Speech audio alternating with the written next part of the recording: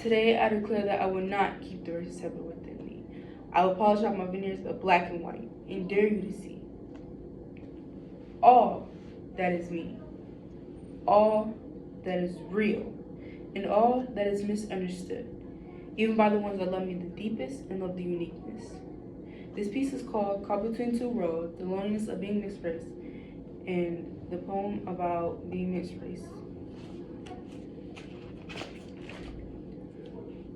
Right now, and this may change, I identify as a mixed race black person, but initially I identified as biracial. I feel like growing up in this environment that I was in, it was clear to me that most people can't process the fact that being mixed individuals are normal human beings who are just as normal as any other ethnicity. What are you doing sitting here with your diary? Get out there and tear the hair out. Yeah, right. I don't get you. You're tired of being picked on, but yet you don't do anything about it. I got a lot of people not really being able to recognize me on sight. People may feel pressure to conform to one racial identity over another. Leading so, I figured out the language that I wanted to use to describe myself. I think part of that stems from the fact that when I grew up, my dad, who is black, wasn't really in my life. So a lot of my black identity came from the black people that my mother worked with or was in my neighborhood. But also, my family was so white and, frankly, for as much as I love my mother, racist. My grandfather, who would avoid my mother for 9 months of her pregnancy, could not bear reality. Can you handle it?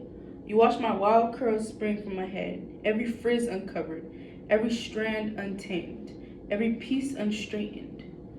You watch me jump, bend, sway, and lift up my fist, the fierce soul in hip-hop, deep defiant rock in the sound of steady African drums, and off-cue Irish bagpipes. You watch me over my lifetime love black men, white men, and women of every hue, because I won't fight their beauty of humanness. I sort of remember realizing my race when I was late elementary school age, and I have gotten in trouble at my grandmother's house. And I remember putting like baby powder on my skin and like trying to convince myself for whatever reason that I would not be as in trouble if I looked more like my mom. What are you laughing at? There were 5 girls yelling up in this window. Do you really think she can stop from them teasing her? So she just sits here writing her diary all day. Leave her alone. If it wasn't for her writing her diary, we wouldn't even exist. There's nothing wrong with being black.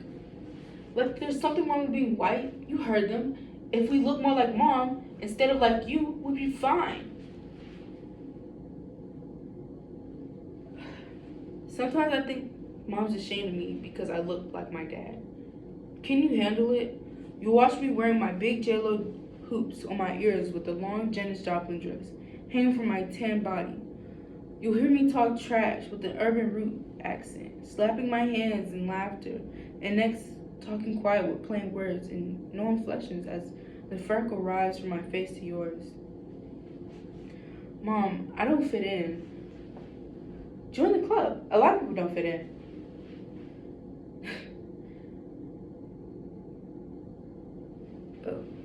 I had problems fitting in school too.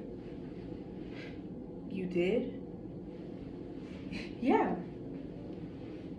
How?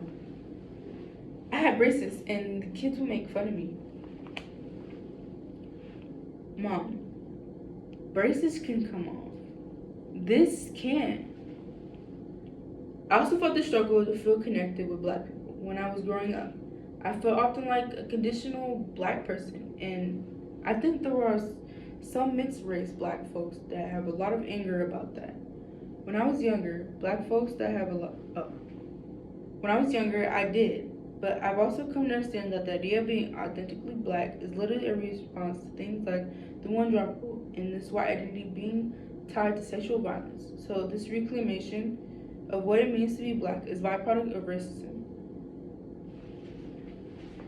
If we had blonde hair and blue eyes like mom, we'd fit in. You know it's true.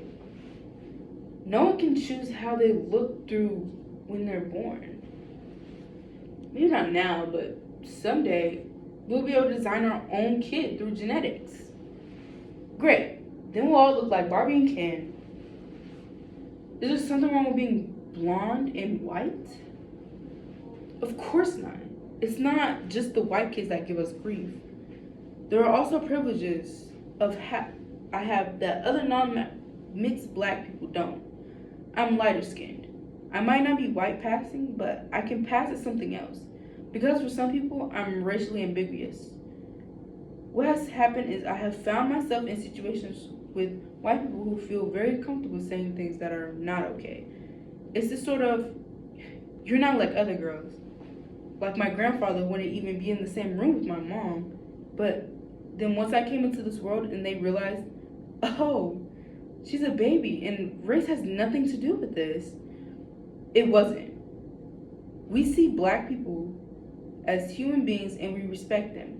It became, you're our black child and you're an exception to the rule. Will you accept this freedom and smile with joy? Watch me be me. Watching me discard your images of what you see or want me to be and still love me? I carve up my black and white versions of me and toss them to the fire and take back out my true composite soul, glistening warm and never fading.